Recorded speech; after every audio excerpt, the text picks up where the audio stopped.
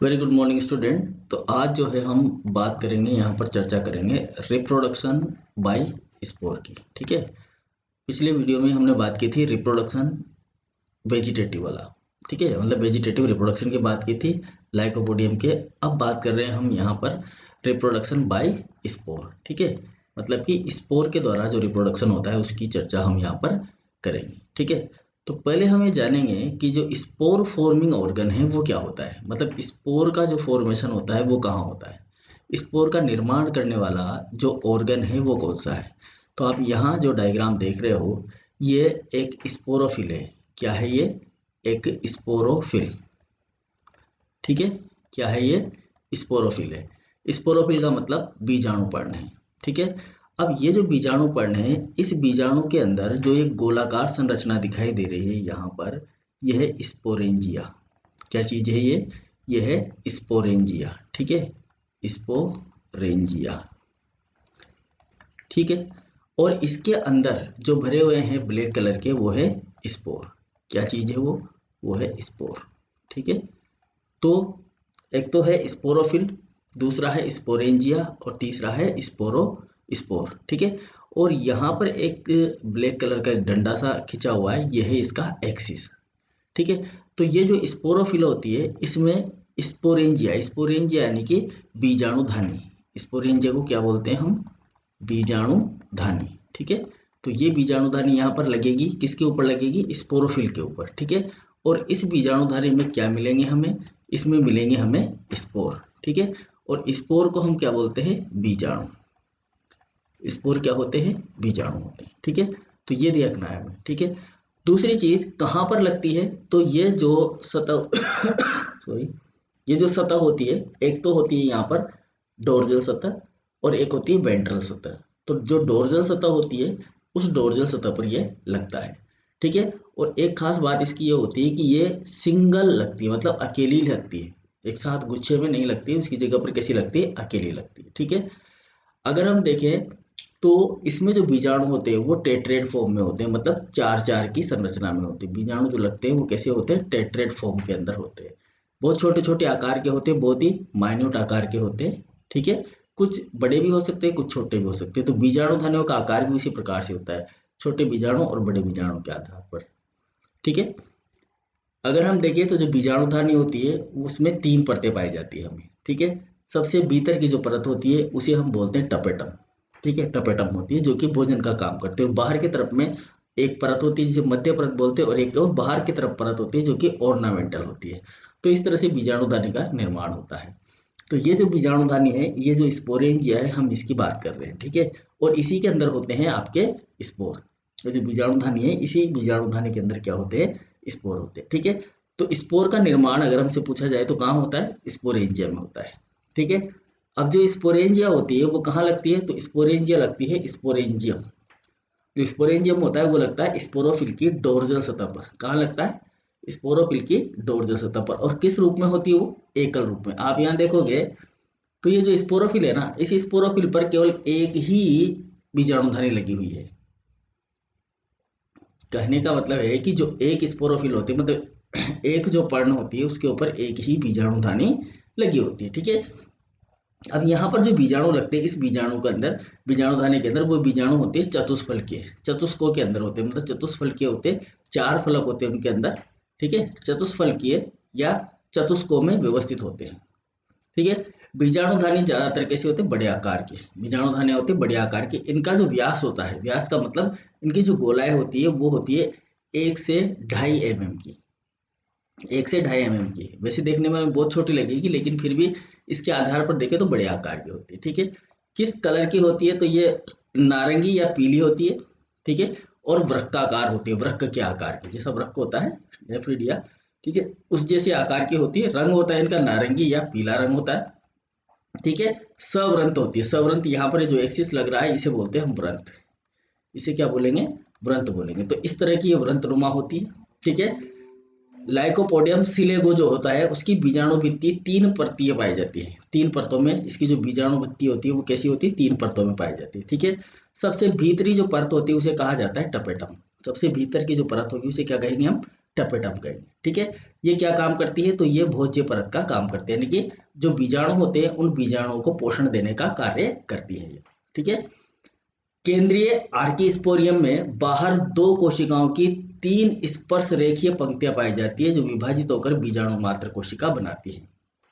कहने का मतलब है कि जो बीजाणुधानी होती है हमारी, इस तरीके से, जरा मैं इनको हटा देता हूँ यहाँ से, थोड़ा सा इरेज कर देते हैं।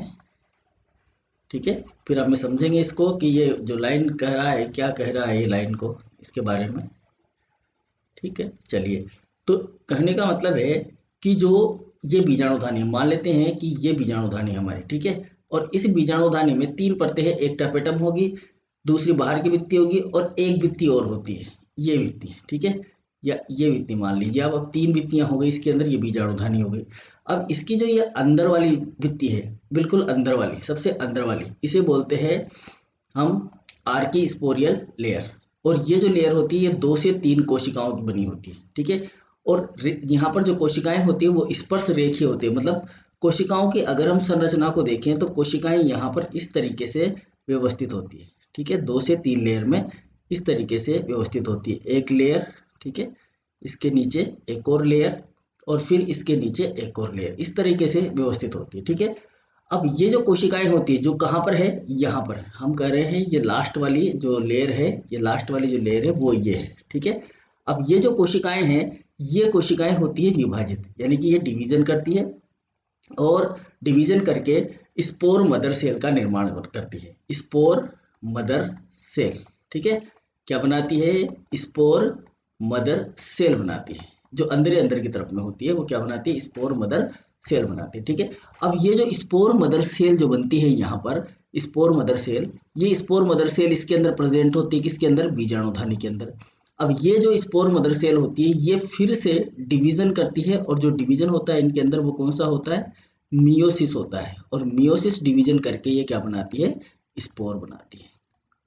ठीक है, समझ में आई मेरी बात, तो ये क्या बनाएगी यहाँ पर, स्पोर बनाएगी। तो इस तरह से यहाँ पर बीजाणुओं का निर्माण होता है। ठीक है, अब देखते हैं स्पोरोफिल और स्ट्रोबिलस। एक तो हमने बात किया क्या कि जो हमारी स्पोर फॉर्मिंग ऑर्गन होता है वो क्या होता है, स्पोरोफिल होती है। एक तो हमारा स्पोर फॉर्मिंग ऑर्गन क्या था, स्पोरोफिल था। ठीक है भाई, क्या था, स्पोरोफिल। अब दूसरा जो स्पोर फॉर्मिंग ऑर्गन है हमारा वो होता है स्ट्रोबिलस। अब स्ट्रोबिलस कैसे बनता है, ठीक है, तो लाइकोपोडियम की बहुत सारी जातियां ऐसी होती है जिनमें अलग अलग प्रकार के जो है स्ट्रोबिलस और स्पोरोफिल लगे होते हैं। ठीक है, जैसे हम बात करें यूरोस्टाइकिया, यूरोस्टाइकिया एक आदिम प्रकार की जाति है, हमें पता है, पहले पढ़ चुके हैं हम। ठीक है, इसमें सामान्य पर्ण और बीजाणु पर्ण के आकार व रंग में कोई अंतर नहीं होता। देखा था हमने ये कि इसकी जो यूरोस्टाइकिया होती है इसकी बीजाणु पर्ण भी से वही होती है जिस प्रकार की इसकी सामान्य पर्ण होती है, जिसको हमने बोला था फोलियज लीफ। क्या बोला था इसको, फोलियज लीफ। तो फोलियज लीफ और स्पोरोफिल दोनों कैसी होती है, यहाँ पर समान आकार की, समान आकार और रंग की होती है। ठीक है, इनमें जो बीजाणुधानियां पादप की प्रत्येक पर्ण पर लगती है, तो इसमें जो भी बीजाणुधानी लगेगी वो कहाँ लगेगी, प्रत्येक पर्ण पर लगेगी, हर पर्ण, जैसे ये स्पोरोफिल है ये नॉर्मल पर्ण है, ये स्पोरोफिल है ये नॉर्मल पर्ण है, तो इन पर सब पे लगेंगी। ठीक है, ये बीजाणु पर्ण संगठित नहीं होती और शिथिल रहती है, तो यहाँ पर जो है स्ट्रोबिलाई का फॉर्मेशन नहीं होता। अगर इस तरह की स्ट्रक्चर होती है तो फिर वो स्ट्रोबिलाई नहीं बनाती, लेकिन यहाँ पर ये स्ट्रोबिलाई है। ठीक है, जो स्पोरोफिल है इसको हमने काट दिया है और काट कर ये यहाँ पर एक सेक्शन इसका बनाया है, तो ये स्पोरोफिल है। ठीक है, और इसके अंदर ये लगे हुए हैं यहाँ पर स्पोरेंजिया। ठीक है, ये स्पोरेंजियम ये लगे हुए हैं ग्रीन कलर के, आपको दिख रहे होंगे यहाँ पर। ठीक है, चलिए, अब जो लाइकोपोडियम सिलेगो होता है उसमें जो बीजाणु पर्ण व सामान्य पर्ण समान होते हैं। ठीक है, ये पादप का आधार्य भाग में ये जो होती है आधार्य भाग इसका बंध्य होता है। ठीक है, और बंध्य भाग व फलद भाग एकांतर क्रम में अवस्थित होते हैं। इनमें बीजाणु पर्ण ज्यादातर हल्के रंग के होते हैं। ठीक है, जैसे कहने का मतलब है कि यहाँ पर मान लेते हैं कि ये इस तरह की कंडीशन है कि इसमें स्पोरोफिल इस तरह से लगे हुए हैं। ठीक है, अब ये जो स्पोरोफिल लगे हुए हैं तो इसमें नीचे वाला जो पार्ट होता है ये आधार्य भाग, ये तो कैसा होता है, स्टेराइल होता है, स्टेराइल यानी कि बंदे प्रकार का होता है। ठीक है, लेकिन ऊपर की तरफ में जो है बीजाणुधानियां यहाँ पर लगती है, इस तरीके से बीजाणुधानियां ऊपर लगती है। ठीक है, किसके अंदर, लाइकोपोडियम सिलेगो के अंदर। ठीक है, चलिए आगे बढ़ते हैं। देखिए यह है स्ट्रोबिलाई। लाइकोपोडियम फ्लेगमेरिया में स्तंभ व शाखाओं के दूरस्थ सिरे पर शंकु उत्पन्न होते हैं। देखो ये जो शाखा है, ठीक है, ये शाखा है, ये शाखा बनी हुई है, और इस शाखा के ऊपर ऊपरी भाग पर ये क्या लगे हुए हैं, शंकु। शंकु बोले इनको हम, या स्ट्रोबिलाई बोले, ठीक है, स्ट्रोबिलाई या स्ट्रोबिलस भी बोल देते हैं इसको, स्ट्रोबिलस बोल देते हैं, स्ट्रोबिलाई बोल देते हैं, या फिर हिंदी में बोले तो इसको शंकु। क्या बोलेंगे हिंदी में, शंकु, ठीक है, शंकु कह देते हैं, ठीक है। तो ये शंकु उत्पन्न होते हैं कहाँ पर, शीर्ष पर, शीर्ष पर लगे होते हैं, शाखाओं से दूरस्थ सिरे पर। इनमें जो स्पोरोफिल होते हैं वो बहुत ही सामान्य पर्णों से छोटे होते हैं, बहुत ही छोटे होते हैं, जो नॉर्मल लीफ होती है उससे छोटे होते हैं।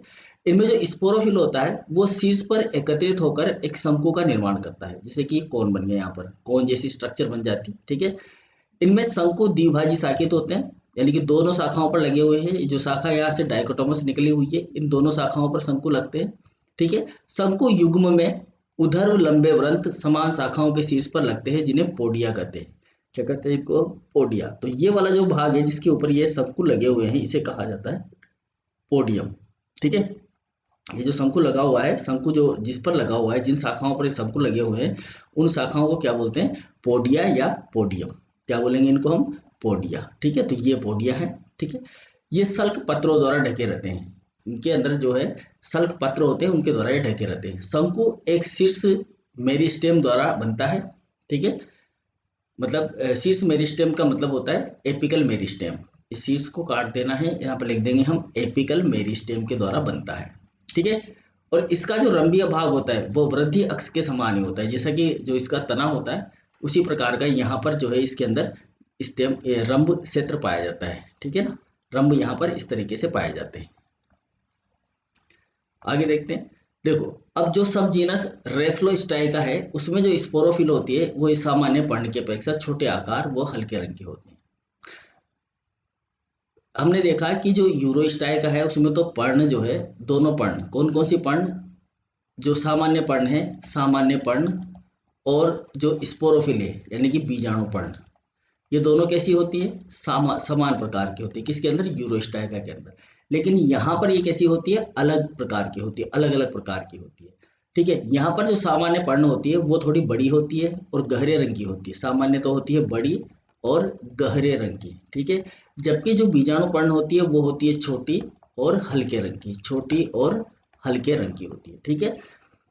इनमें जो किनारे होते हैं वह स्वदंती या क्रंचिक किनारे होते हैं। स्वदंती या क्रंचिक किनारों का मतलब होता है कि इस तरह के जो किनारे होते हैं वो निकले हुए होते हैं। देखो ये किनारे किनारे किनारे निकले हुए हैं, है ना, ऐसे, मतलब ऐसे इस तरह के किनारे बने हुए होते हैं, इनको बोलते हैं स्वदंती, है ना, स्वदंती या क्रंचिक किनारे, जिनमें स्पोरोफिल सुगठित होकर सुस्पष्ट शंकु का निर्माण करते हैं। देखो ये स्पोरोफिल है, ये जो स्पोरोफिल है यहाँ पर इस तरह से किनारे निकले हुए हैं, ये स्पोरोफिल है।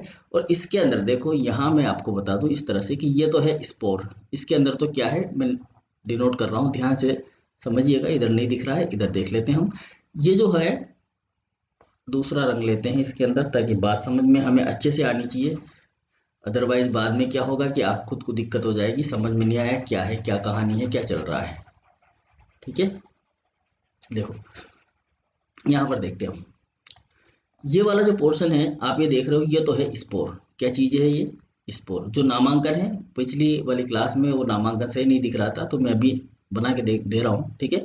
ये जो लग रहा है, ये जो लाइन दिख रही है आपको, ये है स्पोरोफिल। क्या है ये, स्पोरोफिल, ठीक है। और जिसके अंदर स्पोर भरे हुए हैं वो है स्पोरेंजियम, ठीक है। क्या है वो, स्पोरेंजियम। तो ये जो काले काले से लग दिखाई दे रहे हैं हमें, ये क्या है, स्पोरेंजियम, ठीक है। और ये जो स्पोरेंजियम है, ये स्पोरेंजियम स्पोरोफिल के अंदर इस तरह से सुगठित हो गए हैं कि हमें ये पूरा का पूरा एक जो सेक्शन है स्पोरोफिल का, ये कैसा दिखाई दे रहा है, कोन के जैसा दिखाई दे रहा है, एक कोन बन गया है, ठीक है। चलिए, इसके नीचे पत्तियां बंदी होती है, नीचे की तरफ में जो पत्तियां होंगी वो कैसी होंगी, स्टेराइल होंगी, और ये सरल व द्विशाखित होते हैं। नीचे की तरफ जो पत्तियां होती है ये सारी की सारी बंदे होंगी, केवल ऊपर ऊपर की जो पत्तियां होंगी यहाँ पर लगी हुई, वो क्या होंगी, इसकी जो है फर्टाइल होंगी, और ये द्विशाखित होंगे, जैसा कि यहाँ हम देख रहे हैं द्विशाखित होते हैं। लाइकोपोडियम इनुडेटम और लाइकोपोडियम एनोटियम, लाइकोपोडियम एल्पिनम, इनमें शंकु जो होता है वो वृंत रहित होता है। जैसे इसके अंदर तो यहाँ पर वृंत लगा हुआ है, यहाँ पर वृंत लगा हुआ है, लेकिन ये जो नाम दिए गए हैं इनुडेटम, एनोटियम और एप्लेनियम, इनके अंदर जो है शंकु वो कैसा रहता है, व्रंत रहित होता है, यानी कि इसके ऊपर व्रंत नहीं पाया जाता है। ठीक है, शंकुधारक जातियों को हम मानते हैं एडवांस। तो अब अगर वैसे ही आ जाए, जनरली क्वेश्चन आ जाए कि किस प्रकार के लाइकोपोडियम में शंकु पाया जाता है, तो ये आपको लिखना है रेफ्लोस्टाइका के अंदर शंकु पाए जाते हैं, जबकि यूरोस्टाइका जो होता है उसमें शंकु नहीं पाए जाते, उसमें केवल स्पोरोफिल होती है, और ये स्पोरोफिल जो है यही शंकु का निर्माण करती है। ठीक है, अब इसको समझने के लिए मैं एक सिंपल सा आप लोगों के लिए सिस्टम क्रिएट करता हूँ। ठीक है, ताकि फिर से इसको मैं ढंग से आपको समझा सकूं, अगर आपको समझ में नहीं आया है तो। ठीक है, चलिएगा। तो यहाँ पर मैं आपको समझाने की कोशिश करता हूँ कि ये जो सिस्टम है ये किस प्रकार से फंक्शन करेगा। ठीक है, चलो देखो, मान लेते हैं हम यहाँ पर कि ये प्लांट है हमारा, ये कोई प्लांट है, और ये जो प्लांट है इस प्लांट पर लगी हुई है इस तरीके से लीव्स। ठीक है, लाइकोपोडियम का प्लांट है, और इस लाइकोपोडियम के प्लांट पर यहाँ पर क्या लगी हुई है, ये लीफ लगी हुई है। ठीक है जी, ये लीफ लगी हुई है। अब ये जो लीफ लगी हुई है, इन लीफ पर क्या है, यहाँ पर हमारे ये स्ट्रोबिलाई है, ये स्ट्रोबिलाई है। ठीक है, ये स्ट्रोबिलाई है। तो इस तरह की कंडीशन जो होती है तो उस वो तो किसके अंदर होती है, यूरोस्टाइका के अंदर, यूरोस्टाइका। ठीक है, ये होती है यूरोस्टाइका के अंदर। और जो दूसरा पोर्शन हो, दूसरी जो कंडीशन है, दूसरी कंडीशन क्या है कि ये हमारा प्लांट है। ठीक है, और इस प्लांट में यहाँ पर इस तरीके से शाखन भी हो रहा है। ठीक है, और यहाँ पर लग रही है लीफ। ठीक है, ये लीफ लग रही है। तो ये जो लीफ लग रही है ये इस तरीके से लग रही है, और ये आगे चलती है इस तरीके से डाइकोटोमस, और फिर ये यहाँ से फिर से ब्रांच हो जाता है, फिर से ब्रांच हो जाता है, और ब्रांच होने के बाद में यहाँ इस ऊपर वाले भाग में क्या बनाता है, कोन बनाता है इस तरीके से। तो ये जो कोन बन रहे हैं, ये जो कोन वाला जो पोर्शन बन रहा है यहाँ पर, ये कोन बन रहे हैं, ये कोन बन रहे हैं। ये कोन जो होते हैं ये एडवांस होते हैं। ये तो आद्य प्रकार का सिस्टम हो गया, और ये हो गया एडवांस प्रकार का। ठीक है, ये कैसा हो गया, एडवांस प्रकार का हो गया। ठीक है, और ये किसके अंदर पाया जाता है, हमें रेफ्लोस्टाइका के अंदर, रेफ्लोस्टाइका। ठीक है, रेफ्लोस्टाइका के अंदर इस तरह का पाया जाता है। तो यहाँ हमने देखा कि जो कोन होता है उस कोन के नीचे डाइकोटोमस ब्रांच होती है, और इसके नीचे का जो पोर्शन होता है, ये नीचे का पोर्शन कैसा होता है, स्टेराइल होता है। कैसा होता है, स्टेराइल होता है। ठीक है, जबकि इसके अंदर हर पत्ती क्या है, फर्टाइल पत्ती है, फर्टाइल पत्ती है। तो प्रत्येक पत्ती के ऊपर जो है एक कोन लगा हुआ है, प्रत्येक पत्ती के ऊपर एक क्या है, यहाँ पर स्ट्रोबिलाई, वो सॉरी क्या नाम है, स्पोरोफिल है, स्पोरेंजिया है, स्पोरेंजिया। जो स्पोरोफिल है, प्रत्येक स्पोरोफिल पर, ये स्पोरोफिल है, स्पोरोफिल, और प्रत्येक स्पोरोफिल पर एक स्पोरेंजिया। तो ये दोनों तरह के जो प्लांट होते हैं उनके अंदर ये अंतर है। ठीक है, अब आई थिंक आप लोगों को ये समझ में आ गया होगा। अच्छा, ये इधर वाला कहीं कट गया है, तो मैं इसको एक बार बंद कर देता हूँ। ये इधर वाला पोर्शन अब आ गया है। ठीक है, तो ये स्पोरेंजिया है, ये स्पोरेंजिया, और ये स्पोरोफिल है, ये फर्टाइल है। ठीक है, ये पत्तियां कैसी होती है, फर्टाइल होती है, और ये पाया जाता है यूरोस्टाइका के अंदर, और ये पाया जाता है रेफ्लोस्टाइका के अंदर। ठीक है जी, चलिए अब आगे चलते हैं हम। अब जो इस स्पोरेंजिया बन गया हमारा, उसका डेवलपमेंट कैसे होगा, डेवलपमेंट ऑफ स्पोरेंजिया। ठीक है, डेवलपमेंट ऑफ स्पोरेंजिया। अब स्पोरेंजिया का डेवलपमेंट कर लेते हैं। देखो, स्पोरेंजियम जो होता है वो स्तंभीय या अक्ष या स्पोरोफिल के आधारीय भाग की सतही कोशिकाओं से विकसित होता है। तो अगर मैं इन कोशिकाओं को, ये जो कोशिकाएं हैं यहाँ पर जो स्पोरेंजिया का इनिशियल करेगी, ये यहाँ पर जो कोशिका है जो स्पोरेंजिया का इनिशियल करेगी, इस पार्ट को मैं मानूं कि ये स्पोरेंजियम जहां पर बन रही है, या तो ये स्तंभ के अक्ष का या फिर स्पोरोफिल का आधारीय भाग होता है। ठीक है, क्या होता है, ये आधारीय भाग है। मान लेते हैं कि ये स्पोरोफिल है, क्या है ये, स्पोरोफिल, या फिर मैं इसको कह दूं कि ये एक प्रकार का स्तंभ है या स्टेम है। ठीक है ना, जहां पर स्पोरोफिल लगने वाली है, स्पोरेंजियम लगने वाला है। ठीक है, ये भाग हो सकता है, दोनों में से कोई सा भाग हो सकता है। उसका आधारीय भाग होगा, बेस भाग होगा, उसकी सतह की कुछ कोशिकाएं, बाहर की तरफ की कुछ कोशिकाएं जो होंगी वो स्पोरेंजियम का निर्माण करेंगी। ठीक है, यहाँ पर जो स्पोरेंजियम होता है, स्पोरेंजिएट यू स्पोरेंजिएट प्रकार का होता है। हमने पढ़ा था लेप्टोस्पोरेंजिएट और यू स्पोरेंजिएट प्रकार का। ठीक है, यू स्पोरेंजिएट प्रकार में क्या होता है, एक से ज्यादा कोशिकाएं भाग लेती है, जबकि लेप्टोस्पोरेंजिएट में क्या होता है, केवल एक कोशिका भाग लेती है। ठीक है, अब यहाँ पर जो स्पोरेंजियल इनिशियल कोशिकाएं हैं वो सतह की 2 से 5 कोशिकाएं विभाजित होकर स्पोरेंजियल इनिशियल का निर्माण करती हैं। ठीक है, मतलब यहाँ पर जो कोशिकाएं होंगी ये कोशिकाएं क्या करेंगे, ये कोशिकाएं डिवीजन करेंगे और स्पोरेंजियल इनिशियल क्या बना रही है, ये स्पोरेंजियल इनिशियल। मैं लिख देता हूँ इसका पूरा थोड़ा बड़ा करके, स्पोरेंजियल इनिशियल इनिशियल सेल का निर्माण करेंगी। स्पोरेंजियल इनिशियल का मतलब होता है बीजाणुधानी आरंभिका, हिंदी में क्या बोलते हैं इसको, बीजाणुधानी आरंभिका। ठीक है, बीजाणुधानी आरंभिका का निर्माण करती है। ठीक है, ये कोशिकाएं जो है पेरिक्लिनिकली डिवीजन करती है, पेरिक्लिनल। अब एक और शब्द आ गया यहाँ पर, पेरिक्लिनल। पेरिक्लिनल मैं पहले बता चुका हूँ। ठीक है, एंटीक्लिनल और पेरिक्लिनल 2 तरह के डिवीजन होते हैं। तो यहाँ हमें ध्यान रखना है कि जो स्पोरेंजियल इनिशियल कोशिका होती है वो कौन सा डिवीजन करती है भाई, वो करती है पेरिक्लिनल डिवीजन। कौन सा डिवीजन करती है, पेरिक्लिनल डिवीजन। ठीक है, और 2 कोशिकाएं बनाती है जिन्हें हम बोलते हैं आउटर और इनर सेल। एक सेल तो बनती है आउटर सेल, आउटर सेल ये हो गई आउटर सेल जो बाद में वॉल सेल का निर्माण करेगी, और दूसरी बनेगी इनर सेल जो कि लास्ट में क्या बनाएगी, हमारे स्पोर का फॉर्मेशन करेगी। ठीक है, तो एक तो बनती है आउटर सेल और एक बनती है इनर सेल। ठीक है, चलिए आगे देखते हैं। अब जो आउटर लेयर की जो कोशिकाएं होती है वो प्राइमरी सेल वाले यानी कि प्राथमिक भित्ति कोशिका कहलाती है, और ये पेरिक्लिनल और एंटीक्लिनल डिवीजन करके 3 से 5 परतीय जैकेट का निर्माण करती है। देखो पहले क्या था, पहले हमारे पास में ये सतही कोशिका थी, इस तरीके से 5 सतही कोशिकाएं थी। ठीक है, ये कोशिकाएं थी। इन कोशिकाओं ने क्या किया, इन कोशिकाओं ने डिवीजन किया और एक स्पोरेंजियल इनिशियल सेल बनाया। ठीक है, मतलब स्पोरेंजियल इनिशियल सेल में कन्वर्ट हो गई। फिर ये जो स्पोरेंजियल इनिशियल सेल है इसने डिवीजन किया और 2 कोशिकाएं बनाई।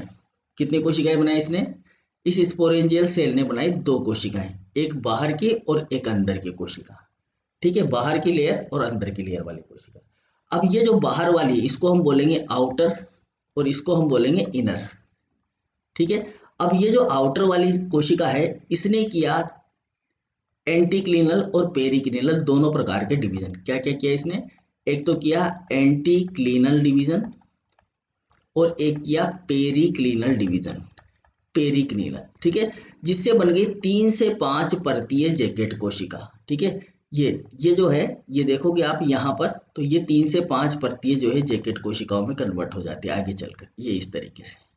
ठीक है, तो ये 3 से 5 परतीय, ये 3 कोशिकाओं का दिखाई दे रहा है हमें, तो ये बन गई यहाँ पर जैकेट कोशिका। ठीक है, अब जो इनर सेल है, जो अंदर की जो कोशिका थी, अंदर की कोशिका भी इसी के साथ साथ विभाजन करेगी, जैसे बाहर की कर रही है वैसे अंदर की कोशिका भी करेगी, और ये अंदर की कोशिका बनाएगी आर्की स्पोरियल इनिशियल कोशिका। क्या बनाएगी ये, आर्की स्पोरियल इनिशियल कोशिका। तो ये जो कोशिका होगी ये कोशिका बनाएगी ये वाला स्ट्रक्चर। ठीक है, और इसको ही हम बोलेंगे स्पोरोजीनस टिश्यू। क्या बोलेंगे इसको हम, स्पोरोजीनस टिश्यू, स्पोरोजीनस टिश्यू। ठीक है, और ये जो स्पोरोजेनस टिश्यू ये किससे बना है, ये बना है आर्की स्पोरियल सेल से। किससे बना है ये, आर्की स्पोरियल इनिशियल सेल से। और आर्की स्पोरियल इनिशियल सेल कहाँ है, यहाँ पर। और ये आर्की स्पोरियल सेल इनिशियल जो है वो क्या बनाएगी, आपका स्पोरोजेनस टिश्यू। ठीक है, तो ये आर्की स्पोरियल इनिशियल सेल का निर्माण करती है, कौन सी कोशिकाएं करती है, इनर कोशिकाएं। ठीक है, जो प्राइमरी स्पोरोजीनस का कार्य करते हैं, बाद में क्या बन जाएगी, प्राइमरी स्पोरोजीनस टिश्यू बनाएगी। ठीक है, फिर ये बार बार समसूत्र विभाजन करेगी। बार बार इन कोशिकाओं में क्या होगा, इन कोशिकाओं में होगा माइटोसिस। ध्यान से समझना है, पहले होगा माइटोसिस। अब माइटोसिस का विभाजन, माइटोसिस द्वारा विभाजन करने के बाद में ये बनाएगी स्पोर मदर सेल। क्या बनाएगी, स्पोर मदर सेल, SMC। ठीक है, स्पोर मदर सेल का निर्माण करती है। ठीक है, यहाँ तक की बात समझ में आई। तो सबसे पहले क्या था कि हमारे पास में ये 2 कोशिकाएं थी, एक बार फिर से रिवाइज कर देता हूँ, एक आउटर सेल और एक इनर सेल। ठीक है, आउटर सेल ने क्या किया, डिवीजन किया, और आउटर सेल ने डिवीजन करके बना दी 3 से 5 लेयर की एक जैकेट कोशिका। किसने बना दी है, ये बना दी इस आउटर सेल ने। ठीक है, अब बच गया हमारे पास कौन सी, इनर सेल, ये वाली इनर सेल। ये इनर सेल ने फिर से डिवीजन किया, इनर सेल भी डिवीजन करेगी, और इनर सेल जो डिवीजन करेगी उससे बनेगी कौन कौन सी कोशिकाएं, सबसे पहले बनेगी आर्की स्पोरियल। आर्की स्पोरियल, थोड़ा इसको हटा के दोबारा लिखता हूं मैं, जो हमारी ये जो कोशिका है इससे कौन सी कोशिका बनेगी, इससे बनेगी हमारे पास आर्की स्पोरियल इनिशियल कोशिका। ठीक है, इनिशियल कोशिका, ये दोनों एक साथ बनेगी, मतलब इधर ये डिवीजन हो रहा है, 3 से 5 जैकेट कोशिकाएं बन रही है आउटर सेल से, और इनर सेल से बनेगी आर्की स्पोरियल इनिशियल सेल। ठीक है, अब ये आर्की स्पोरियल जो इनिशियल सेल है, ये आर्की स्पोरियल इनिशियल बाद में किसमें कन्वर्ट हो जाएगी, स्पोरोजीनस टिश्यू, जिसे हमने कहा प्राइमरी स्पोरोजीनस, स्पोरोजीनस टिश्यू। ठीक है, क्या कहा हमने इसको, प्राइमरी स्पोरोजीनस टिश्यू। अब ये जो प्राइमरी स्पोरोजीनस टिश्यू है ये फिर से कन्वर्ट होगा किसके थ्रू, मियोसिस, माइटोसिस के थ्रू, सॉरी किसके थ्रू, माइटोसिस के थ्रू, माइटोसिस होगा, और माइटोसिस होकर, ये नहीं दिख रहा होगा आपको, मैं इसको हटा देता हूँ वीडियो को, माइटोसिस होगा, और माइटोसिस होने के बाद में, जब माइटोसिस हो जाएगा तो माइटोसिस के बाद में ये बनाएगा स्पोर मदर सेल। ठीक है, क्या बनाएगा, स्पोर मदर सेल, जिसे हम बोलेंगे SMC, स्पोर मदर सेल। ठीक है, ये बन जाएगी स्पोर मदर सेल। कौन सी बन जाएगी, ये हमारी आर्की स्पोरियल इनिशियल सेल है, वो बाद में क्या बन जाएगी, स्पोर मदर सेल बन जाएगी। ठीक है, हम क्या डेवलप कर रहे हैं, हम कर रहे हैं स्पोरेंजियम का डेवलपमेंट। अब ये जो बीजाणुधानी होती है वो कैसे बनती है। ठीक है, चलिए आगे देखिए, जब कंप्लीट स्पोरेंजियम बन जाती है, जब स्पोरेंजियम कंप्लीट बन जाती है, देखो ये तो हो गई वॉल सेल। ठीक है ना, ये तो क्या बन गई, वॉल। ठीक है, 3 से 5 परतें होती है, ये 3 से 5 या 4 लेयर की होती है। ठीक है, और ये नीचे की तरफ में है आपकी SMC, और इसके बीच में होती है टपेटम। टपेटम की भी बात हमने की थी, एक टपेटम। ठीक है, ये टपेटम है, ये है टपेटम, और इसके अंदर है आर्की स्पोरियल सेल। इसके अंदर कौन सी सेल है, आर्की स्पोरियल सेल, जो बाद में किस में कन्वर्ट होगी, SMC में कन्वर्ट होगी, स्पोर मदर सेल में कन्वर्ट होगी। ठीक है, चलिए अब जो स्पोरेंजियम है, जब स्पोरेंजियम विकसित हो जाता है तो इसकी जो आंतरिक भित्ति होती है वो विभेदित होकर टपेटम का निर्माण करती है। जब स्पोरेंजियम कंप्लीट डेवलप हो जाएगा इस तरह से, तो जो अंदर की जो भित्ति है, तो जैसे जो कोशिकाएं SMC में बननी होती है,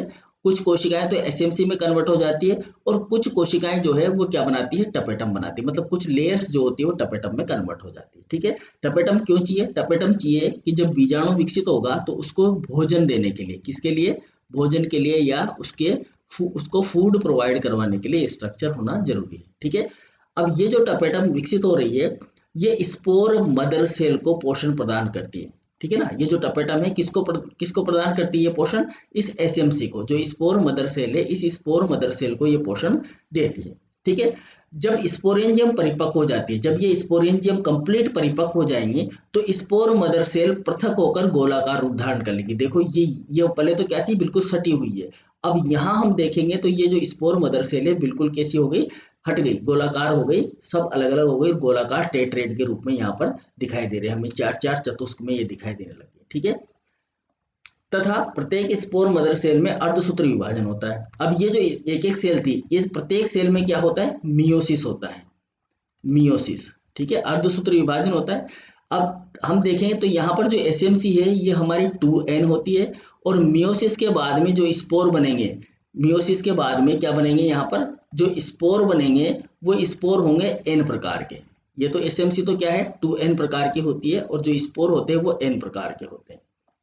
क्यों होते हैं, क्योंकि जो SMC कोशिका है, यानी कि स्पोर मदर सेल कोशिका है, उसमें अर्धसूत्र विभाजन होता है, मियोसिस होता है, अर्धसूत्र विभाजन होता है, जिससे अगुणित बीजाणुओं का निर्माण होता है। ठीक है, और ये जो अगुणित बीजाणु होते हैं यहाँ पर, ये किस कंडीशन में होते हैं, टेट्रेड की कंडीशन में, टेट्रेड मतलब चतुष्क बीजाणु की अवस्था में यहाँ पर पाए जाते हैं। तो अर्धसूत्र विभाजन होता है जिससे बीजाणु चतुष्क का निर्माण होता है, और इस तरह से हमारी बीजाणुधानी डेवलप हो जाती है। बात समझ में आए, बिल्कुल सिंपल है। अब इसमें जो कुछ याद रखने वाली चीज़ है वो ये है कि यहाँ पर हमारे पास में कुछ कोशिकाएं थी, वो वो जो है स्पोरेंजियल इनिशियल सेल में कन्वर्ट हुई, फिर उनमें डिवीजन हुआ, दो स्पेसिफिक कोशिकाएं बनी, एक आउटर एक इनर। आउटर ने तो क्या बना दिया, जैकेट बना दिया, वाल बना दी, ठीक है। इनर कोशिकाओं में ये सारे के सारे कन्वर्जन हुए और स्पोर का निर्माण हुआ, ठीक। तो ये था स्पोरेंजियम का डेवलपमेंट।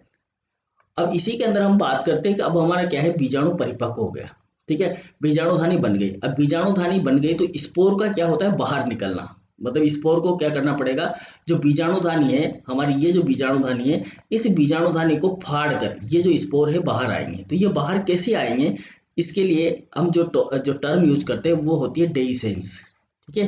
कौन सी टर्म यूज करते हैं, डेइसेंस ऑफ स्पोरेंजियम, यानी कि बीजाणुधानी का स्फुटन। इसको हिंदी में क्या बोलेंगे, बीजाणुधानी का, बीजाणुधानी का स्फुटन।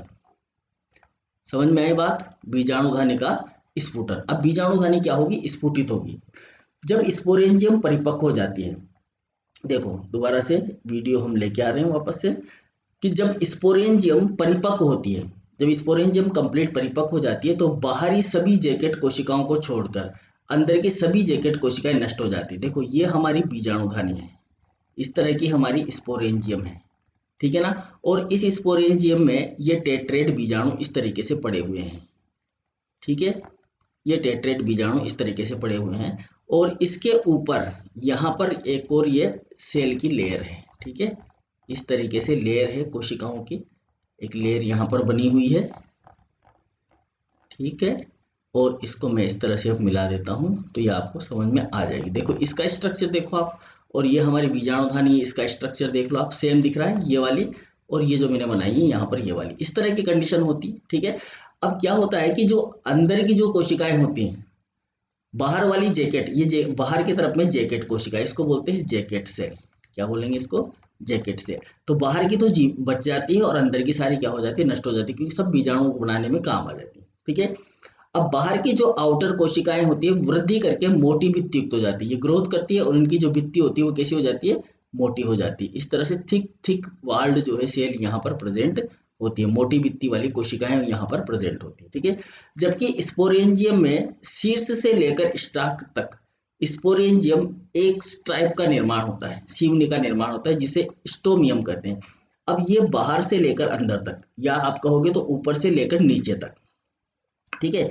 जैसे कि बीजाणुधानी बंद है और यहाँ इस बंद बीजाणुधानी में यहाँ से यहाँ तक एक सिवनी पाई जाती है, इस तरीके से एक लाइन होती है जिसे हम बोलते हैं सिवनी।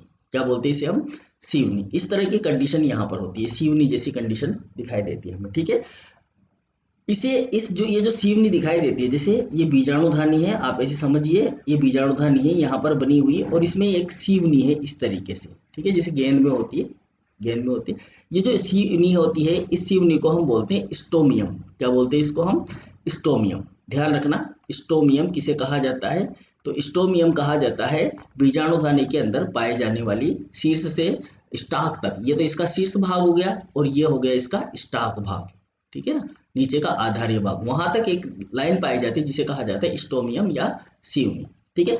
जैकेट कोशिकाएं, अब ये जैकेट, अब जैसे जैसे वो तो बीजाणु तो परिपक्व हो गई, अब ये परिपक्व होने के बाद में कुछ समय बाद पानी की आवक खत्म हो जाएगी, तो इसको पानी नहीं मिलेगा, पानी नहीं मिलने की वजह से ये सूखने लगेगी। क्योंकि पहले तो ये कोशिकाएं क्या थी, फूलकर मोटी हो गई थी, ये कोशिकाएं फूलकर मोटी हो गई थी, लेकिन अब इनको पानी नहीं मिलने की वजह से, पानी नहीं मिलने की वजह से क्या हो जाएगा, सिकुड़ने लग जाएंगे। जब सिकुड़ने लगेगी तो ये स्टोमियम से फट जाएंगे। ये जो स्टोमियम है ये यहाँ से चिर जाएगी, जैसे गेंद के ऊपर होती है एक लाइन से बनी होती है, जब ये गेंद को हम दबाव डालते हैं तो फट जाती है, तो ऐसे ही इसकी बाहर की जो कोशिकाएं होती है उनके ऊपर दबाव पड़ता है और अंदर की तरफ सूखती हुई चली जा रही है, तो इसके ऊपर दबाव पड़ता है और ये फट जाती है, और फटने से जो स्टोमियम फट जाती है और फटने से क्या होते हैं, बीजाणु बाहर आ जाते हैं। जो स्टोमियम फटेगी और बीजाणु कहाँ आ जाएंगे, बाहर आ जाएंगे। इसे कहेंगे हम डेइसेंस ऑफ स्पोरेंजियम, यानी कि बीजाणुधानी का स्फुटन। क्लियर है बात, चलिए। अब ये जो बीजाणु बनते हैं वो कैसे होते हैं, देखो इस तरह के बीजाणु निकलते हैं इसमें से। ये बीजाणु जो होते हैं वो इस तरह के टेट्रेड स्ट्रक्चर में होते हैं, और ये देखो यहाँ पर भी हमें बीजाणु के ऊपर भी कुछ अलंकरण दिखाई दे रहे हैं, ठीक है। अब अगर हम बात करें तो लाइकोपोडियम में जो भी बीजाणु होते हैं वो समान आकार के होते हैं। कैसे होते हैं, समान आकार के होते हैं, समान आकार के होते हैं। कैसा आकार होता है इनका? समान आकार के होते हैं। इसलिए हम ऐसे जो बीजाणु होते हैं इनको बोलते हैं सम बीजाणु। ये क्वेश्चन बहुत सी बार पूछा गया है एग्जाम के अंदर कि जो लाइकोपोडियम होता है उसमें किस प्रकार के बीजाणु पाए जाते हैं।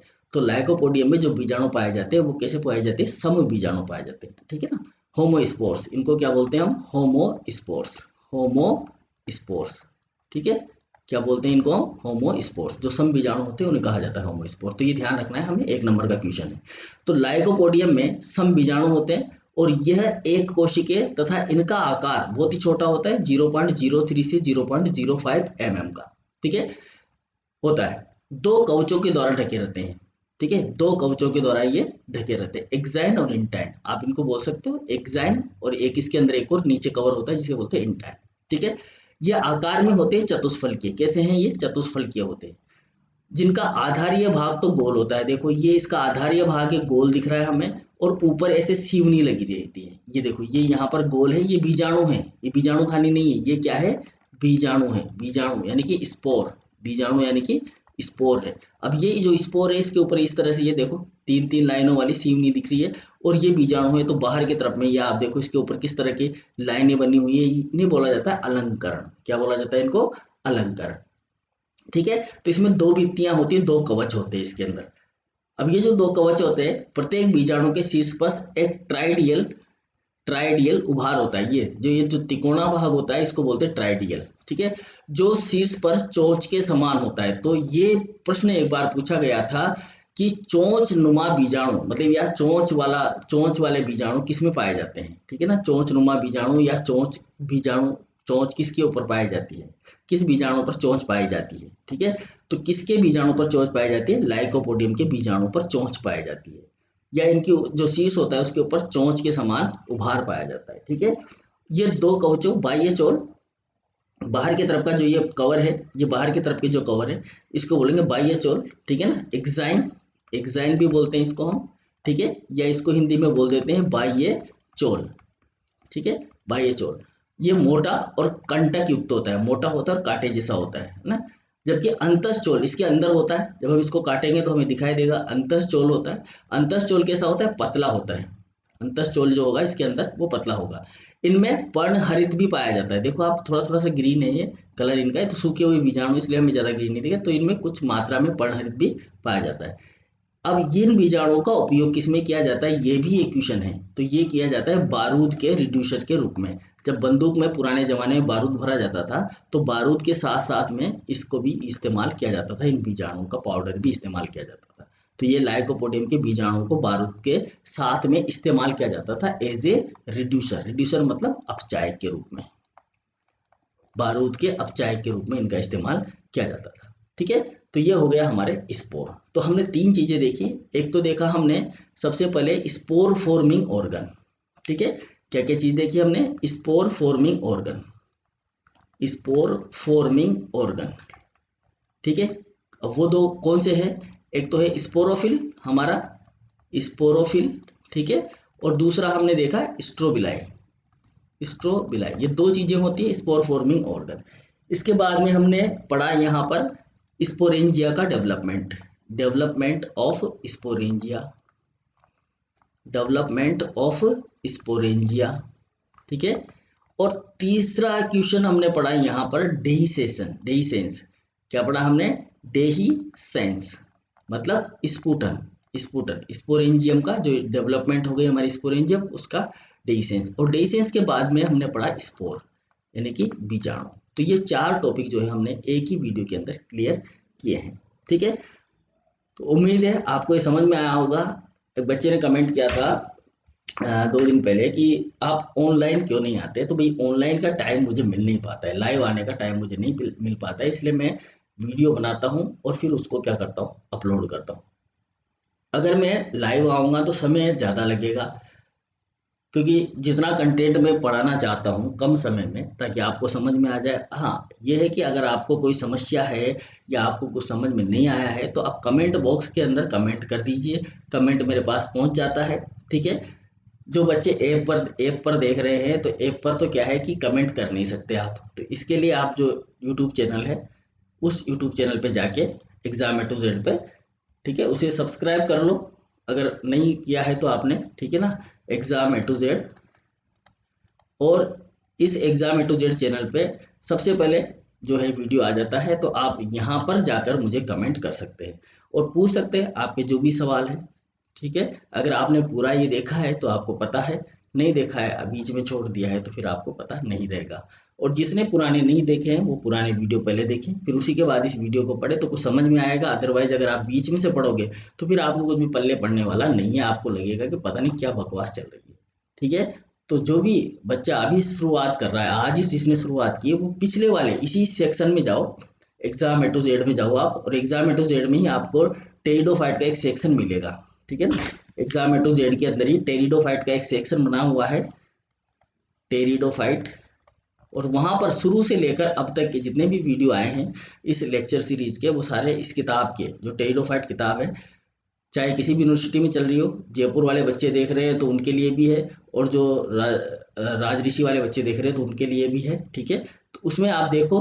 ठीक है, एक चीज़ और बता देता हूँ मैं, ये जो लेक्चर है ये केवल राज ऋषि भरतरी मत्स्य विश्वविद्यालय के लिए है। ठीक है ना, RRBMU के लिए और दूसरे कम्पिटेटिव एग्जाम में आप इनको इस्तेमाल कर सकते हैं। इंटीग्रेटेड के जो बच्चे हैं उनके लिए ये लेक्चर नहीं है, क्योंकि उनको जो लाइकोपोडियम है उनके सिलेबस में नहीं है। ठीक है ना, फिर भी आप एक बार जो है सिलेबस नोट डाउन कर लें, और नोट डाउन करके उसको देखें, तो एक दिनों में आपके जो वेबसाइट होगी उसके ऊपर अपलोड कर देंगे। वेबसाइट का नाम भी आपको पता है, एग्जाम A to Z। ठीक है, तो goodbye, thank you very much, बहुत बहुत धन्यवाद आपका।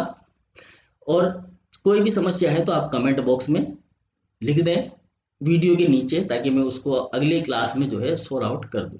ठीक है, समझ में नहीं आया तो दोबारा से समझा देंगे, ऐसा कुछ कोई इशू नहीं है, हमारे पास बहुत सारा समय है। एग्ज़ाम की बहुत से बच्चे पूछते हैं कि सर एग्ज़ाम होंगे या नहीं होंगे, तो भाई अभी एग्ज़ाम होंगे। एक एग्ज़ाम की आपको छूट मिल गई है अब, लेकिन दूसरे एग्ज़ाम आपके होंगे। ठीक है, और हो सकता है आपका फर्स्ट ईयर और सेकेंड ईयर का भी एग्ज़ाम जो है वो साथ का साथ ही हो जाए। ठीक है, तो थैंक यू फॉर वॉचिंग।